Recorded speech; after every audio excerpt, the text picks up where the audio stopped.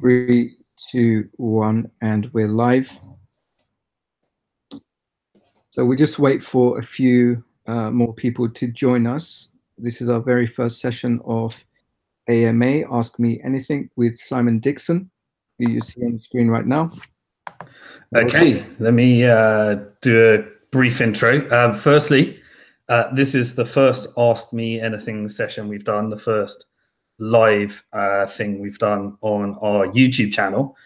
We do have about 4,700 odd subscribers, but we deliberately haven't promoted this one too heavily because we want to make all the mistakes in our first one and get the second one a lot better. So just some housekeeping. I know there's probably not too many people on the live chat right now because we did actually make a mistake with the time zones. We advertised GMT, but the way the time zones work in the UK is during summer, they change the time zone by an hour to BST, British Summertime, versus GMT, Greenwich Mean Time. So we probably confused a few people. So a few people will be turning up at 12 GMT, but we started at 12 BST. So sorry for the confusion. We'll get it right next time. But the recording will be available for anyone that does turn up at the correct time. And we've always got the Telegram community where you can ask questions and we can start to engage in when we'll do the next one and what the next one will look like. And this was as planned. All the mistakes would happen in the first one, so we can get the second one a lot better. Firstly, I've got Zhao on the Hangout with me, who's going to be going through some of the questions that people have asked in advance and sorting through some of the questions from the live chat. So please do use the live chat if there are people on the live chat, because we got the time zone wrong. But if there are, could you please quickly just post in the chat if you can hear me okay? And hopefully we haven't got any sound issues. So if there are any people there, then just please let us know that you're hearing okay before we continue. And unless I hear from Zhao or anyone that we're not hearing okay, I'm just going to continue. And so the first thing I want to do really is we're going to do this for 1 hour. So we're going to stop after an hour, and we're going to try and get through as many questions as we can. But just before that, I just wanted to give a few general updates on this format, Bank to the Future, and what our goal is here. So firstly, I kind of wear two hats because many of you might be here because you've seen me give a talk at an event around the world somewhere. And I do almost all of my content exclusively around the future of finance, Bitcoin, crypto, blockchain, and various other things. But what I don't do too much content on is really just focusing on Bank to the Future. And this Ask Me Anything session is really about focusing on Bank to the Future, the company, the things we're up to, the BF token, and just really having a general opportunity for our community members, our investors, our token holders to really ask questions and not really focus on the things that I might talk about when you see me at a public presentation or someone else is interviewing me on Bitcoin investing or things in general. Really, this is about Bank to the Future and to get those questions from our community. The second thing I wanted to cover is that right now you see we're actually in the process of building out a really nice studio so that in the future this is going to look really professional, look really nice, and that's going to be coming online in the next few months. So right now we're just doing it rough and raw on location wherever I happen to be. But we're looking to get these more professional as we go through. And so I just wanted to give some general updates on Bank to the Future, really. So since we launched BFT, the BF token that's going to be fully integrated with the BnkToTheFuture.com platform, the first thing we did really is made a first beta integration with the token into the platform. And that was giving people priority access deals. So the current user experience is a bit rough and ready, but what our development team were focusing on is getting, the fastest and simplest way of allowing those who have BFT tokens to put some of them on their BnkToTheFuture.com account. And if you have a fully verified account, you've done your KYC, you've updated your investor status, and you've also deposited 10,000 BFT onto the platform, then you will be on a special mailing list and you will receive notification of new deals 48 hours before everyone else. Now, that becomes important sometimes because one of our priority access deals completely sold out just to the priority access people on the list. And so we did a quick integration. As time goes on, we'll make the user experience better. We'll probably have special dedicated places where you can access the deal. But for now, the first rough and ready integration was giving you the ability to deposit those BFT to your account, and then that will put you on a specialist mailing list, and that mailing list will then email you. The first priority access we did, we've done our first 4 to kind of thresh out the process. The first was Telegram, which was exclusively to our priority access token holders. The next one was Elysium, which was a small pre-sale where we had the best terms and there was only $3 million available. It went completely out to priority access deals. But they had a really good board advisory team, including like Barcelona FC, football as celebrities. So we look forward to seeing where they go from that as they start rolling out their the token sale. The next one was RNDR token, the render token by Otoy, and the parent company Otoy had one of the strongest board advisory teams we've ever seen, including the ex-CEO of Eric Schmidt and various other people. So that did well, and that almost fully subscribed the 30 million allocation. And more recently, we did a return to equity deals, which is what we specialized in the past. And that was a convertible note deal, which is still live on the platform for Chronicled, who is a highly established VC-backed company. And some of the feedback we've been receiving is that we're saving a lot of time for our community that are going around finding all these deals, but they wanted something that's a little bit more vetted, a little bit more been through the process of securing some high-end token holders and various other things. So that's all live right now. And we've got more deals in the pipeline. You'll notice that our style is that while many people that are running communities of tokens, they tend to focus on PR and hype.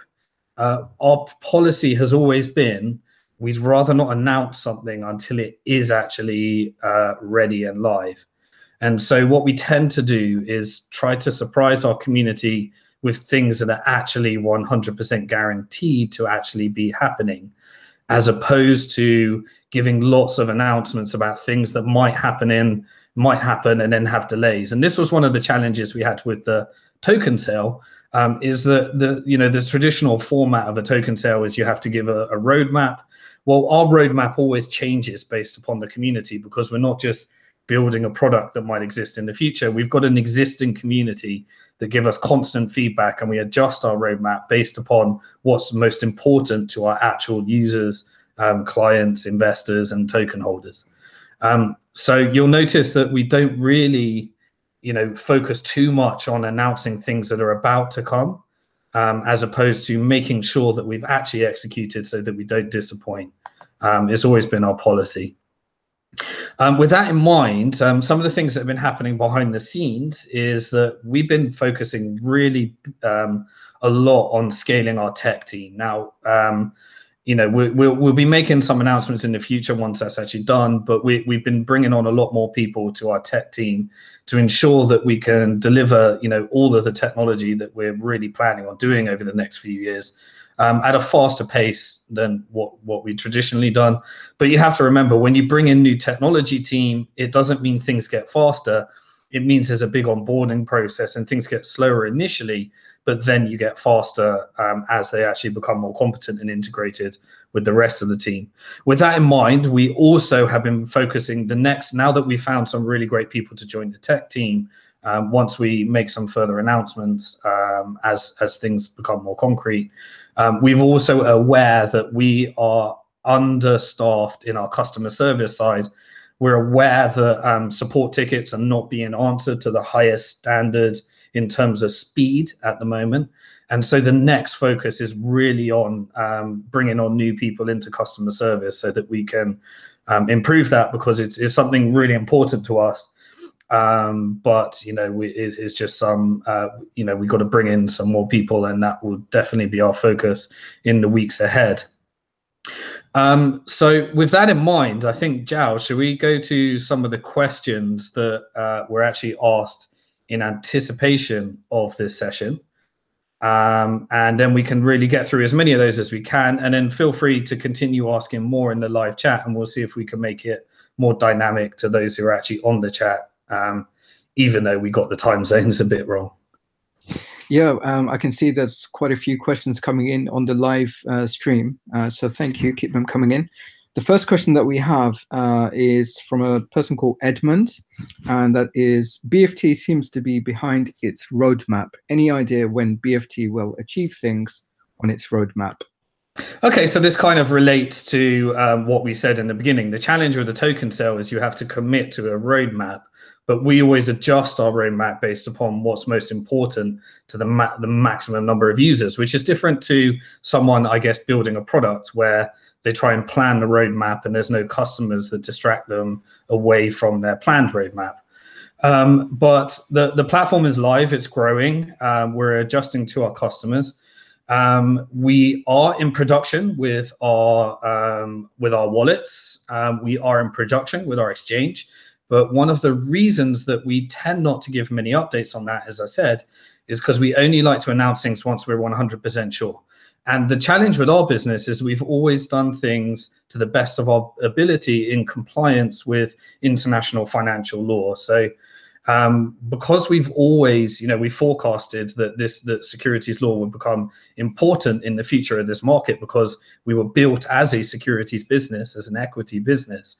Unfortunately, there's unforeseen things with regulations that you just can't forecast. So from experience, we've noticed that it's best not to kind of say this will be coming in a month or so, but it's best to actually get the regulations signed off, get the technology tested, and then make a further announcement. So, but the token sale forced us to do that. So, which is not something we normally like doing. So, all of the things that we discussed in the roadmap are all in production. We're just focusing on expanding the team, and only announcing things once they're actually in production and ready. So we'd rather under promise and over deliver is kind of the theme behind that. And the token sale forced us to put some forecasts in, and it hasn't exactly gone exactly like that because we focused on other things in the roadmap. So should we do another question, Joe? Yeah, we'll do another question. So second question from Iateo. Sorry if I can't pronounce the name, but what are the salient features of BFT? Salient? I'm not familiar with that word. Is that features that are not production ready yet? Your guess is as good as mine. Okay, so I'm gonna assume you mean in the chat, if someone can help us do a Google search and find out what that word means. But I'm assuming that it means things that aren't actually live right now. And we discussed them all in our white paper. We've got, we're focused on building our securities token exchange. And once that comes to market, towards the end of the year, next year at some point, once the regulations and tech are final confirmed, then we do intend on allowing token holders to get discounted trading fees. And also our voting platform is something that we're we're actively building out at the moment, where people can use BFT in order to help us determine what deals will be listed in the securities, the tokenized securities exchange in the future. and also our due diligence and investor relations platform. These were the main user cases on top of priority access to deals. And so we've already got a lot of the, the investor forum features from our existing platform, and integrating those with the BF token, where people can stake them and help us with the due diligence and investor relations task, is something that we'll be updating as those features become live. And we're also focusing on company pages at the moment, so that we can get more live investor relations update and reward people for contributing to making sure that all of our information on the companies are up to date. So watch this space. Okay, thanks for that. So our very helpful community have told us what salient means. It means most important. Okay. Okay. I just want to sort of mix it up with some of the people who are actually live with us. There's a message from Ken. He says, what's your thoughts on Equibit and token issuing securities? So Equibit is one of the protocol companies alongside others. There's companies like Polymath and others. We've been in close communications with all these companies all along, because we were kind of the first mover in this industry before tokens and securities were combined, because we were doing equity, and we started the process of securing our regulatory models way back in 2010, and started becoming a shareholder and doing offerings in many of the largest companies today, like Bitfinex, Bitstamp, Kraken, BitPay, and many others, over 100 others. We're very familiar, with how to actually run it from the securities perspective. And so we've been partnering, many of these have been approached us and saying that we're looking to build the protocol for your securities tokens. They all are, kind of competing to do business with us. And once there's a model that we know fits in with the regulatory models that we have to adhere to, we will be exploring all these solutions and making sure that we're partnering. And many of them refer a lot of the deals to us, because a lot of them are getting attention right now, but none of them, are actually production ready or live. So they're working with Bank to the Future, referring deals to us, because we're actually got the ability to raise funding now, and then later use some of these protocols to convert them to securities tokens and do a transition phase once the regulations and the exchanges actually come on live. So we support all of these initiatives. We're in touch with all of them, and we're looking to partner with the ones that fit in with the model that we know works from our experience of actually doing this live and with real investors on the real markets. Thank you. So our next question is from Vishan. When will the fully working platform be able, and what will it look like? Explain all functionality. Sorry, that's reading word for word there. Okay, so BnkToTheFuture.com is live now. We've been live since in the existing format since 2015. And we're just adding new features. So we're not waiting for anything to go live. We're just going to be adding new features as we get feedback from our actual clients that are actually using our platform. And, we have over 60,000, professional investors all registered on our platform that have gone through accreditation. And we kind of adjust our roadmap based upon what our customers actually want. And it's not just, a couple of customers saying, I want this. We have a system whereby whenever they're submitted to support, we find that the most common features, working on that Pareto principle, for those of you familiar, that 80% of your results come from 20% of your action. So we're also working on, at the moment we've got a technical team, we've got a support team. We're looking at putting someone in the middle in technical support so that we can get better at our communications with communicating the roadmap. We recognize that we've traditionally never had to communicate our roadmap, and we only really dealt with our customers. But once we did a token sale and added tokens to the equation, we're actively looking at improving our communications with the community, and this is kind of the first step to doing that as well. Thank you. I can also see that we've had a number of questions related to the BFT tokens. They want to see how highly ranked it is. So I want to combine this question of when will BFT tokens arrive to the top, and can we expect more exchanges to follow Hubo or Hubi? Bitfinex is awesome, but they require $10,000 deposit for new members. That was a question from Dejan and Juan. Yeah, so the BF token is an ERC20 smart contract, which means that it's decentralized. We don't control who actually lists it. So if any exchange wants to list our token, then they can do so at their free choice. Having said that, we are shareholders in many exchanges.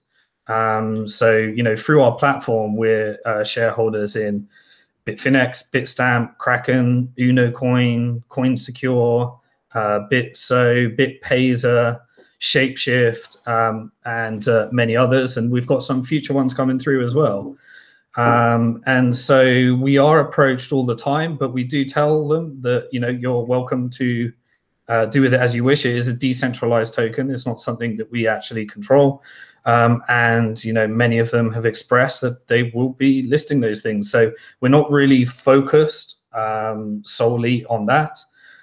In terms of when will the token rise to the top, our goal is to focus on building technology that people actually use. And we believe that the way we've set up our economics is that the more people that actually use it, then the more the token will actually perform.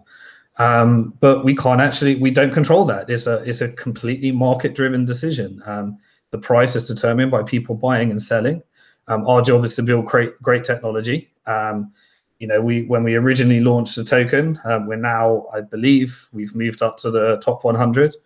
As I said, we're not going to be doing what other tokens do, where they focus on press and PR.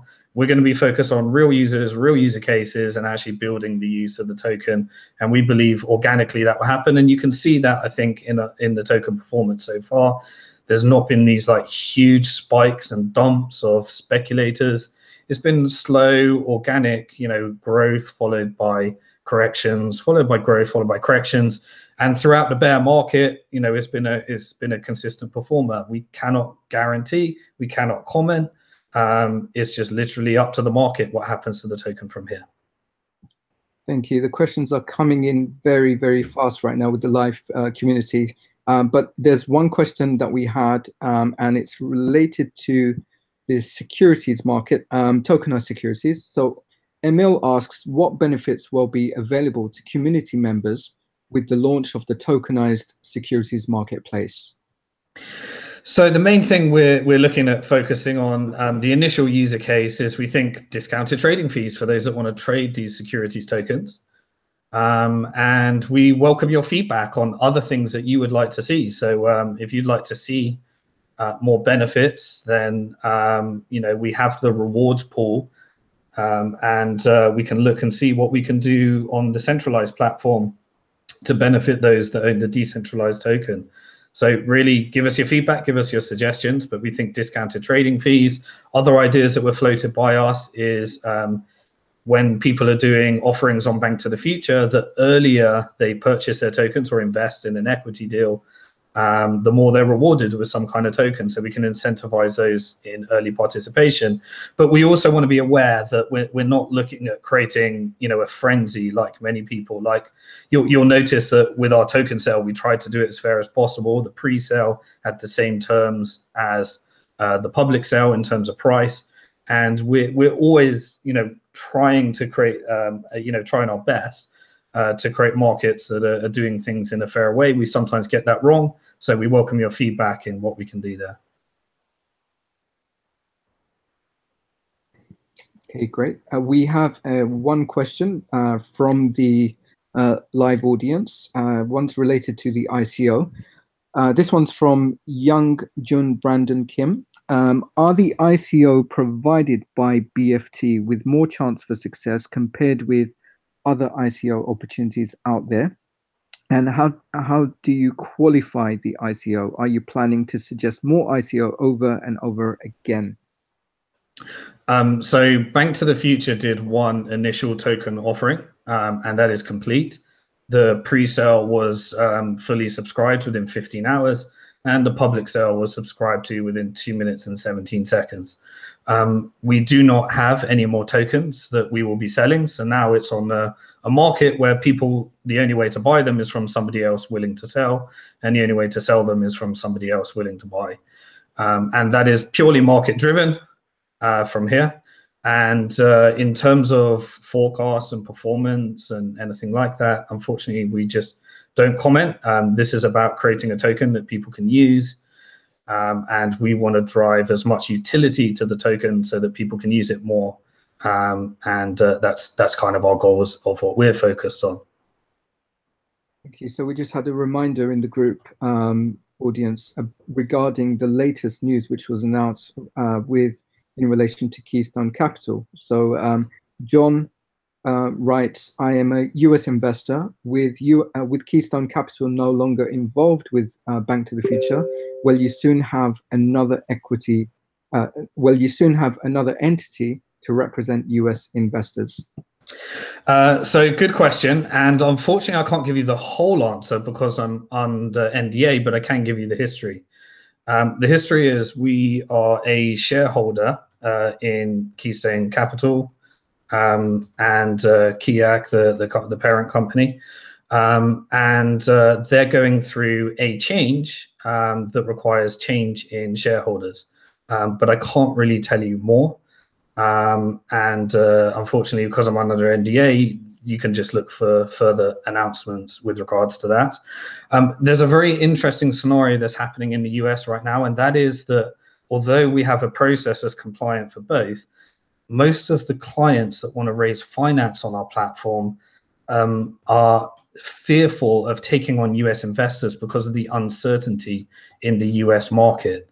And so as that market evolves, even if we wanted to open up our opportunities, like in the past, we had a very clear process for people investing in equity through our platform.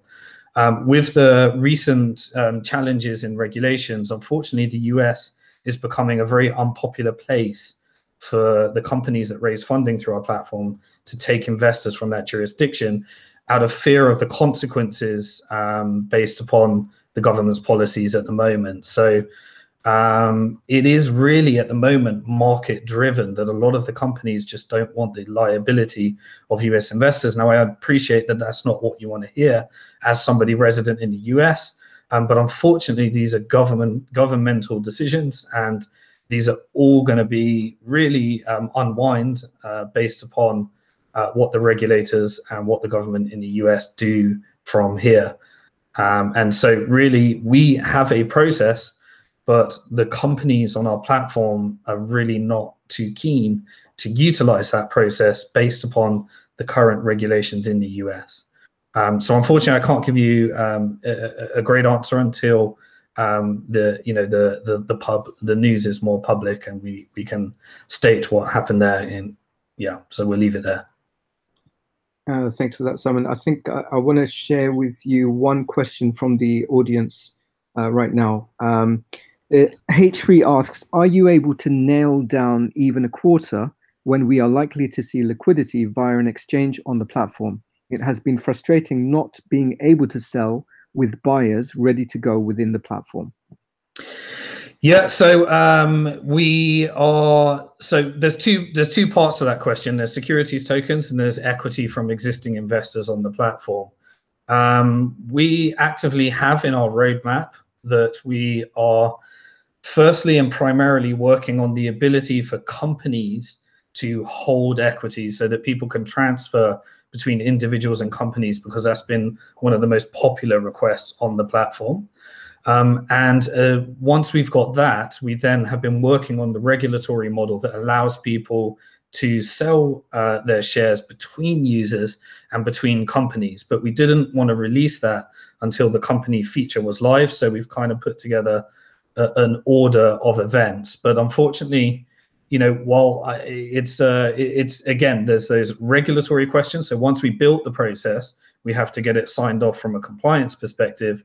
And one thing I've learned since doing this from 2010, when you're dealing with regulators, it's really bad idea to forecast dates. And I can see a lot of companies making those mistakes right now, where they're promising things and getting it completely wrong.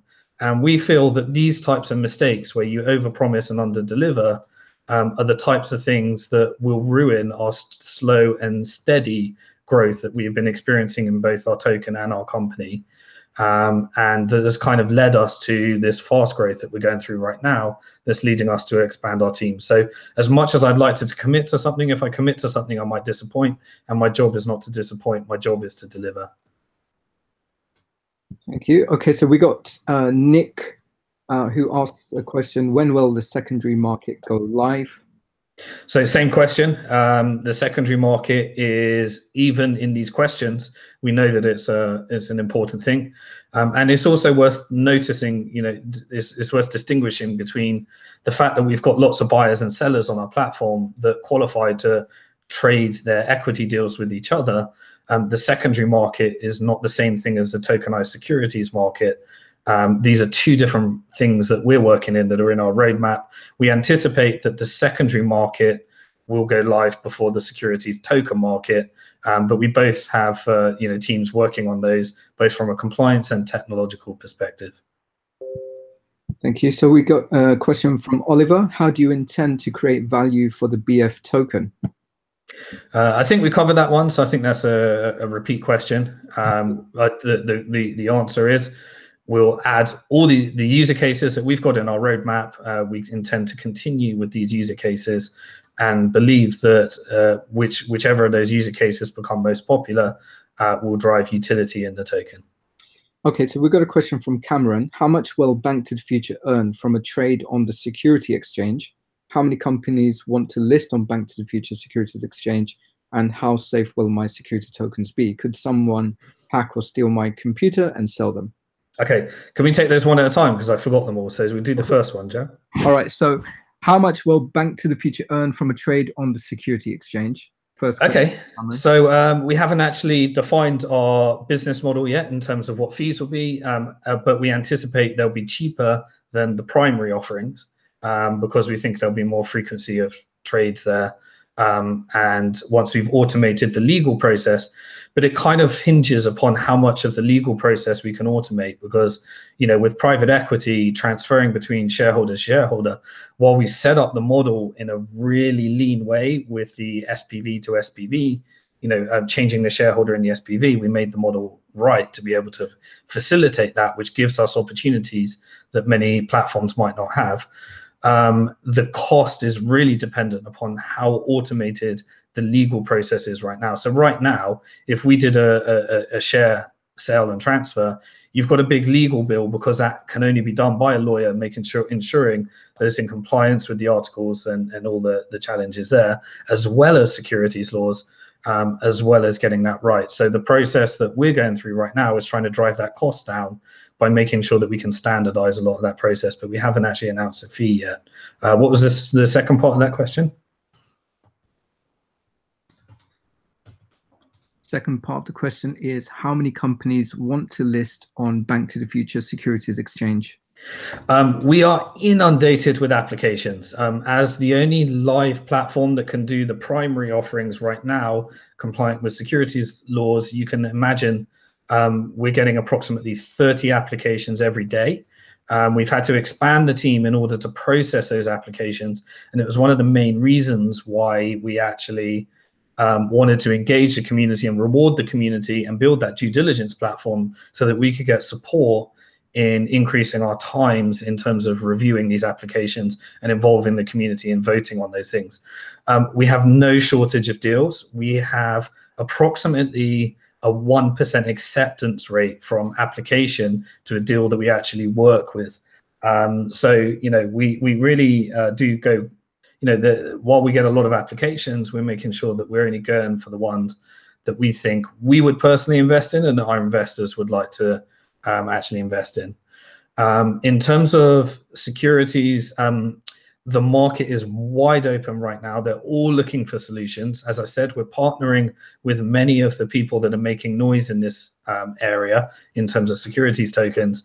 And a lot of them are referring us to deals in the primary markets, but we're a little bit apprehensive, especially when it comes to the US, in terms of selling some of these deals when their goal is to launch on a securities token exchange, which at this point is not fully defined. Now, we fully believe that in the next year it will be defined, but it's very uncertain whether it will be defined clearly within the US, because we were involved, for example, in the past, we were involved in, when we were originally UK based, we were the ones that were pioneering with regulators how to allow investing in equity online through a platform.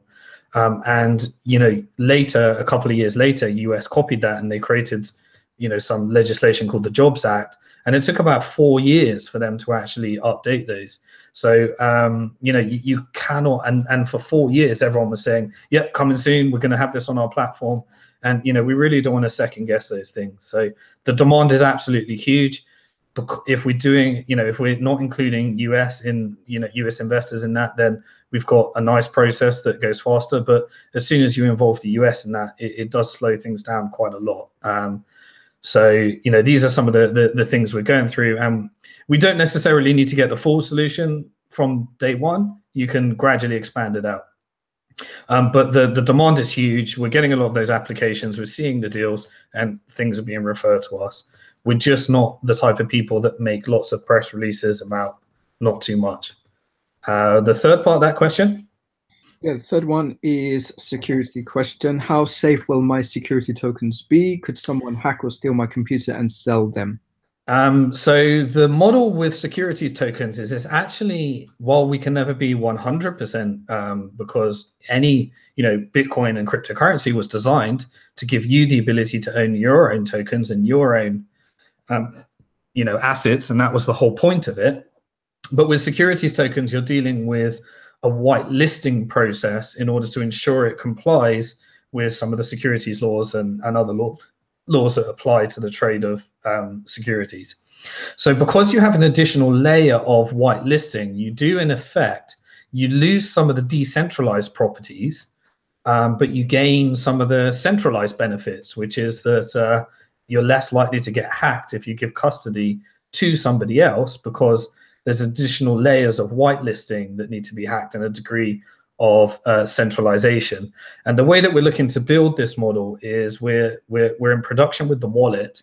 The first version of the wallet will allow for you to hold your own BFT tokens in a more decentralized format than holding them actually on the platform in a centralized format. And then we'll look to expand that where once the model is ready, where you can actually hold your securities tokens on that wallet.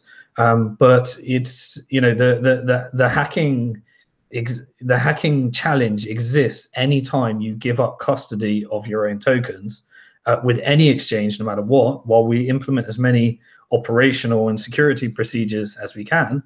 But with securities tokens, you actually get slightly more protections than you would with traditional cryptocurrencies, which are fully decentralized, as it's a lot harder to actually hack into the whitelisting system, and you get a second layer because there's somewhat of a centralization to the securities models, because it really can't be done without a certain degree of centralization. Thank you. So we have one question, which is from H3 from the audience. Could you give us a playful ballpark figure as to how many offerings we are likely to see for investments in the next month or so? So, internally, we don't always meet this because, sometimes we get a deal completely ready, but we have to do some additional due diligence. We have to do some additional verification on certain documentation and various other things. But as a company with our existing workforce, our goal is, and we've got a pipeline right now where this can be achieved, where our goal is to have, one deal every 2 weeks. We've always been, we normally don't, we're not looking to scale this like a traditional, company that's looking to get as many deals on the platform as possible. We do want to have as many deals that we think are, right for our platform. And in order to get those, we have to go through quite a filtering process. We're looking to engage the community more in that with our voting system. But as a conservative goal, we're looking to have a deal live every 2 weeks. But we would rather not rush through deals and find, if there is no deals on the market that we think meet the quality of what our investors are looking for and what we would actually look for, then we'd rather have no deals. And so that's always been our policy, rather than trying to rush through a deal just for the sake of having a deal. Even though there's, unlimited applications we're getting out there, once they've been through our process, we're looking to have a new deal every 2 weeks or so. The challenge we've experienced in recent times is that things are selling out a lot faster than they used to. So it used to take us approximately 30 to 60 days to do a deal. Now the vast majority of those are all completely subscribed to within 7 days. So that kind of gives us a new challenge, and we'll be looking to hire out additional people, because the number of quality deals is actually increasing, particularly this year. So, we'll look to roll out more as they come through. Okay, so we've got a question from Cameron. Is Bank to the Future planning to branch out into more than equity funding and securities exchange? At this point, no. We want to focus on what we do. So our goal at Bank to the Future was always, when we started, way back in 2010, and I went to that first Bitcoin conference in 2011 and wrote the book Bank to the Future. It was always about supporting the disruption of traditional finance through technology. In Bank to the Future, we look to really disrupt investment banking, in a sense, through technology, but we're not going to do everything ourselves. So our policy has always been, the way that we fit into the ecosystem, while we're very excited about so many things that are happening within our ecosystem, we want to stick focused on the securities side, doing what we know best, doing what we've been doing and getting better and better and better at that, and branching out, complementary services for what we've been doing. But if there's anything else that's interesting, that's complementary, then we invest in it and we put it on our platform and we allow other people to co-invest in those things. And so the way that we've always thought about the disruption of this is that we want to be diversified across so many different areas, because there's so much disruption that's going to happen, we believe, in this industry. And so rather than trying to do everything ourselves, we thought that we do what we do well, and then we'd invest in anything else that we can get our hands on, and we build a community of people that co-invest, so that we can get more funding and faster disruption, as we transition to this new economy that we think we're building, we're a part of, but it's a lot bigger than us ourselves. And there's room for, so when I used to work in investment banking, while someone like Facebook will come and do an IPO and Goldman Sachs might be the lead for that IPO, there was also lots of other people, Goldman Sachs and JP Morgan, and all the other banks that were contributing to that process through underwriting or co-investing. And so while the pie, originally when we started this business, it was, there was no one else interested in our sector. We were definitely early believers in the industry before anyone else was interested in it. And that's why we had to build in such a global format from very early on. But secondly, we would recognize that this industry has now become big enough for many different multiple players, and we don't necessarily need to compete, because many of what people might perceive as competition are actually our partners, because we're all looking for additional liquidity. We're looking for good investors to be involved in these projects. And the way that I see it is, while a Bank to the Future syndicate brings a really great diverse group of people to a deal, we also look to partner with other people that can also add to that deal, so that we can have a great team behind those of investors that can contribute towards the success. And that's kind of what the venture capital game has always been. But now it's not about crawling up to a venture capitalist. While venture capitalists can participate in our industry if they choose, but now everyone's got choice, and there's a lot of diversified pools and great people to be involved in this industry. So that's how I'd answer that one.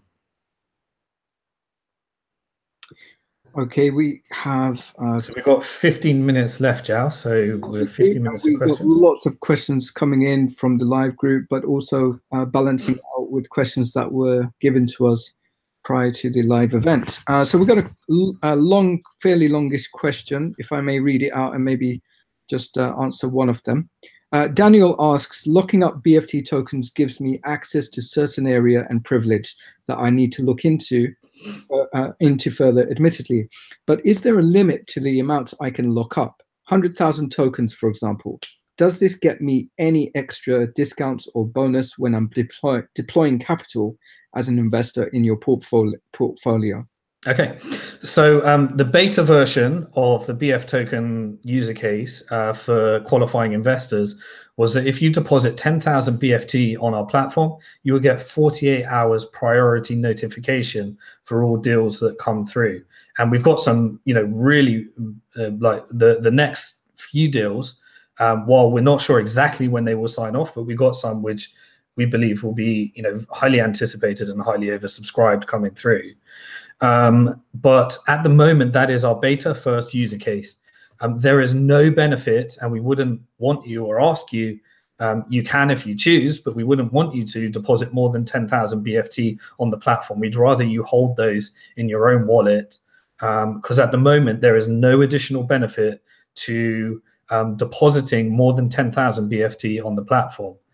If you want to hold tokens in your own wallet, you are free and welcome to do that. And we encourage you to do that because, the whole purpose of the BF token is that you can own it yourself. You can store it in your own wallet. We don't want you to be storing those at exchanges, which I know a lot of people do. We want you to be holding those in your own wallets and experiencing the true benefit of tokens and cryptocurrencies. But at the moment, there is no additional benefit to owning more than 10,000 on the BnkToTheFuture.com platform. So if you have some additional ideas and suggestions, then please do share with us, because this is a beta user experience. If you think that there would be something you'd like to receive for having 100,000 tokens on the platform, then we will consider those. But our goal was went with what we consider a fairly low number, because the original token sale price was at 10 cents per token. And our minimum purchase or investment through our platform is $1,000. And therefore, we did 10,000 tokens as the starting number. We have no goal to change that number in order to gain access to priority deals. Now, the goal was that over time, we anticipate that as the utility of our token increases, it might become more and more expensive to purchase those tokens. So we feel the reward and sticking to that 10,000 number is that those are purchasing while we feel, while the token might be more undervalued, then they're able to get those 10,000 tokens at a cheaper rate. Then maybe some might pay in the future, and therefore we'll continue at that 10,000 tokens. But depending on the demand and what happens from here, the price of acquiring 10,000 tokens might become a lot higher. So at the moment, we're just focusing on that 10,000 number.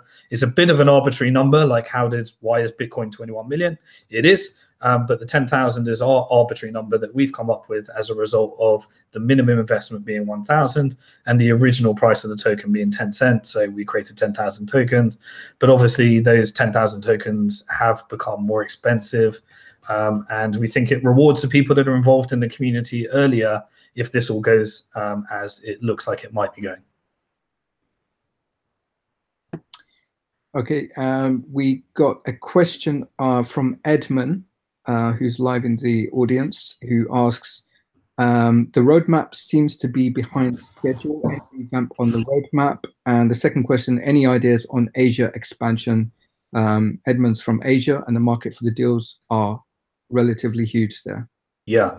So the first question we covered, hopefully you got an answer earlier in this broadcast. If you are joining now, please watch a recording. You'll get an answer for that. The second question is, we are actually, we do have a very strong footprint in Asia, but only amongst English speaking. So actually something we're really actively working on is the multi-language aspect of certain parts of our platform. And we, personally, I spent many years in Hong Kong, and my book is a bestseller in Mandarin in China. and millions of copies have been read. So many people got into Bitcoin in China as a result of reading my book. And we have really strong connections out there. So the challenge is that everything works on English-speaking Asians at the moment. And so in the future, we're looking to expand that, certainly. That is really our strong area, I would say. And the fact that you're saying that means that we've got a lot more to do with people in Asia that don't necessarily speak English. And we do actually have a group of community managers, and that is really something we're really focusing on as we speak. So thank you very much for that suggestion. And that's something we definitely want to do. Okay, so we got exactly 10 minutes until we wrap up. So we have good question here from H3 in the live audience. Current fee on exits and dividends is 5% as far as I'm aware. Would the secondary market not be likely to undercut this and reduce the income stream for Bank to the Future? Securities tokens are very different than traditional equity. If you're getting a tokenized security that does come with some kind of way of distributing dividends through the protocol, then we look forward to the disruption. So if it turns out that people want these securities tokens and fees can be decreased as a result, then we look forward to the innovation. And we've always been about, we have a centralized model that we feel is compliant with securities laws, but we've always been investing in the decentralized as well and making sure that we're on top of that. So whatever happens in this industry, our policy has always been to work on the model that we think is long-term and in compliance with the laws as somebody that's identified in a legal entity that exists, but always be investing in the decentralized as well, so that if the decentralized does disrupt, then we're kind of hedged our bets against that and support the industry wherever it goes. We're not going to change anything. We're not going to do what banks do, where we fight an industry and try and use regulatory captures in order to prevent disruption. We think disruption is inevitable, and we just want to make sure that we're on top of that, much like many of our customers. So many of our customers, like the exchanges that we're shareholders in, are investing in both decentralized exchanges as well as their centralized models. So what our job is, we feel, is to make sure that we've got utility, a user case, and a model based upon where the market goes and what actually happens, rather than trying to fight on to a fee that may longer no exist because it's not adding value in light of technological innovation. So the answer is, it may do, it may not. But what we're going to do is we're going to have our existing model where there is somewhat of an overhead there for the 5% fee from dividends or exit. But maybe as these securities tokens become more liquid and companies start to adjust to that, then there will be a much less cumbersome, much cheaper, much easier way of distributing dividends and exits directly as a result of technological innovation. And we are not going to try and use regulatory captures and centralized models to try and prevent that. We're going to go with it. Okay, so we've had a lot of questions about the wallet. So we've got Siddhartha who asks, when will the wallet be launched? Any tentative dates? It's in production. It's in development. We'll release some kind of screenshots and stuff as that goes in, but we do not have a date because it's dependent upon both not just the technology but also the compliance. And then also, once we've even got through that, you've got the iOS and the Apple and the Android process to get through. So we'd rather underpromise and overdeliver and really tell you the deadline when it's actually available. For now, you can just use things like My Ether wallet and various other things to hold those tokens. As currently we're working on the API key between the BnkToTheFuture.com platform and external wallets, so that we can actually deliver a seamless experience as we release those. Okay, so we got another question from Daniel, which was one of his lengthier questions, which I forgot to ask. He said, also, what's your thoughts on Hashgraph? Is it good or bad? I'm a private investor and committed to this already. Any plans on financing upcoming DEX projects? Any lightning laps on the horizon? Okay, so first one is Hashgraph. I really don't want to create an opinion about. My job is not to give forecasts about ICOs that are in production right now. The answer is nobody has the technical competence to actually analyze whether any of these things are actually going to happen. The key is diversification, and finding the good teams is kind of what we've always done. And so I'm not really at this stage willing to give a forecast on technology, because to understand that technology, you need to be involved in building that technology. And nobody, if anyone does give you that very few people are competent enough to actually give you a forecast on these things. Having been around from the birth of when it was Mastercoin and transitioned to Ethereum, no one really knew whether these things were actually going to happen. But as long as there's a team that get behind something, and you're diversified across all these different things. So originally, Ethereum was just a diversification if you were around during the ICO back then. Before that, there was Mastercoin, which later became Omni. And then there were other things like Counterparty. And then there were things like Storage and MadeSafe and some of the other portfolio companies that were doing different user cases on that. So it really is just a diversification against the teams that you feel might be competent to do that. In terms of decentralized exchanges, so one of the first ones that we were involved with was Shapeshift, which was a precursor to some of the decentralized exchanges today. We're more than happy to start looking at these things. We do feel that there's a really bright future for decentralized exchanges. We don't think decentralized exchanges are going to disrupt centralized exchanges. We think there's going to be a two-tiered market for the conversion of fiat to crypto, on-ramps and off-ramps, and both regulated centralized exchanges and hardware wallet to hardware wallet, bank to bank of the individual decentralized exchanges both have a really bright future. They're different user cases, different people, and both will coexist. I think it was the final part of the question was there was DEX, the decentralized exchanges. What was the final part, John? The final part was any Lightning LA apps. Okay, Lightning, the jury's out right now whether Lightning is going to produce user cases that can be used in a reasonable time frame. It's still very experimental as a scaling solution for Bitcoin.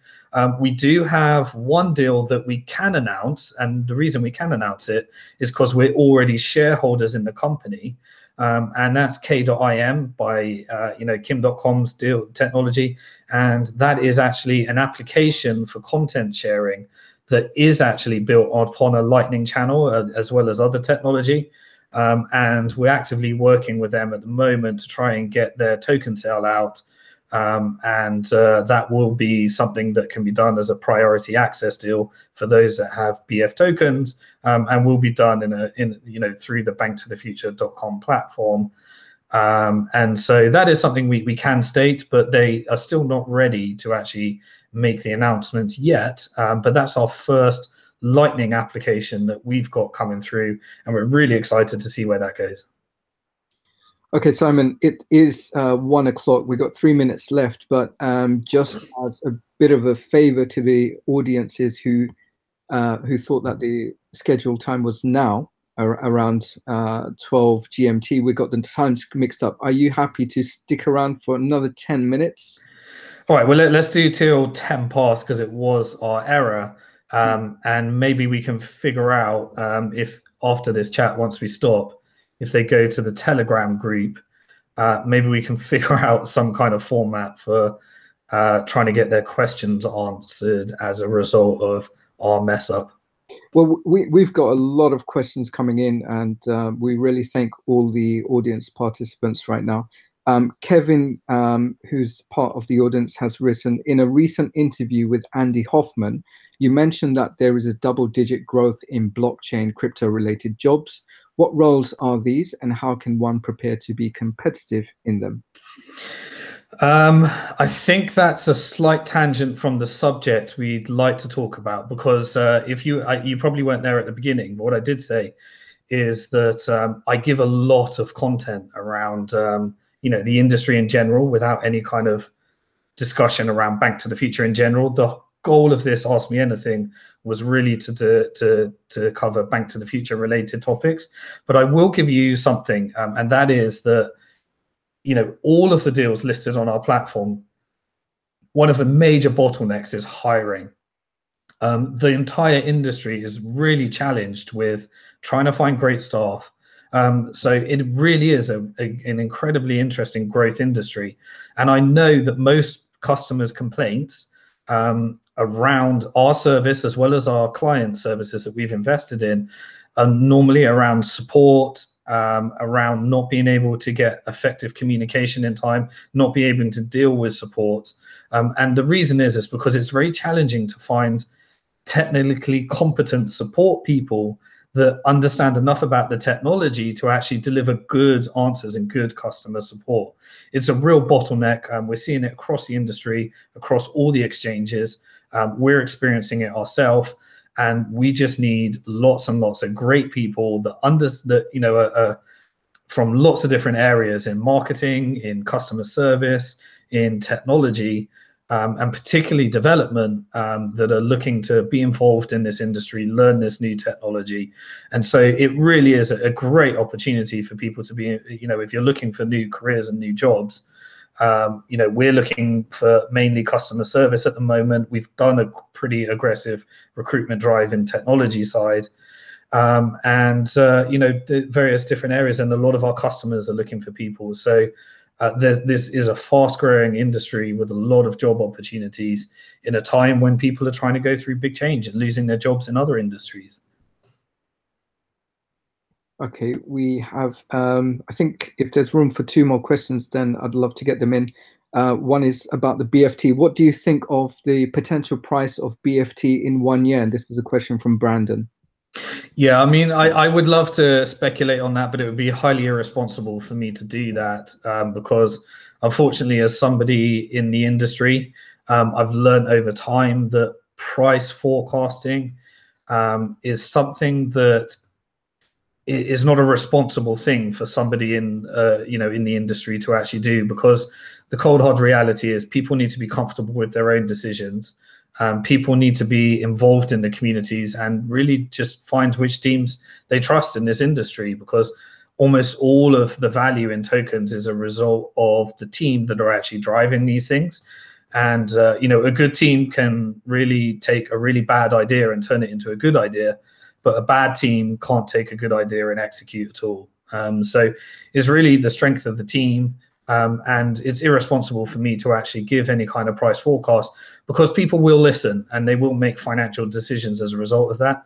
And that's not a responsibility I'm willing to actually have on my shoulders. All I will promise is that we have been here working on this mission since 2010. We started that, and we have not diverted our attention ever since. And we've been involved in supporting the industry, and we will continue to do that.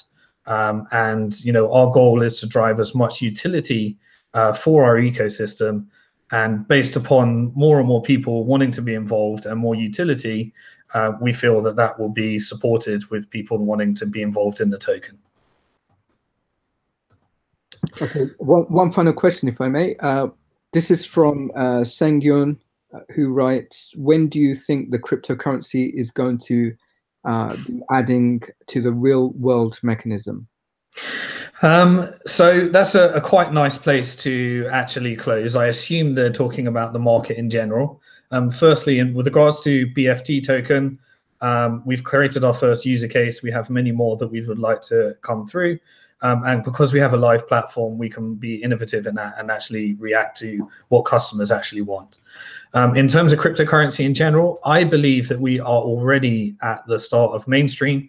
Bitcoin has created the first user case, which is a disruption of traditional finance, giving people a choice to own their own money, spend their own money, and a sound monetary policy that encourages people to save rather than go into debt as it does with their traditional money. Then Ethereum came along and created the second user case, which turned out to be, they thought they were building a smart contract platform. They did build a smart contract platform, but now it's turned out to be disruption in capital markets, as all assets in the world are tending to be built on top of Ethereum. And these are two really important user cases of disruption within central banking, retail banking, investment banking, and in the future fund management, as a lot of people adjust to this industry. And so really, I think that is a real world application.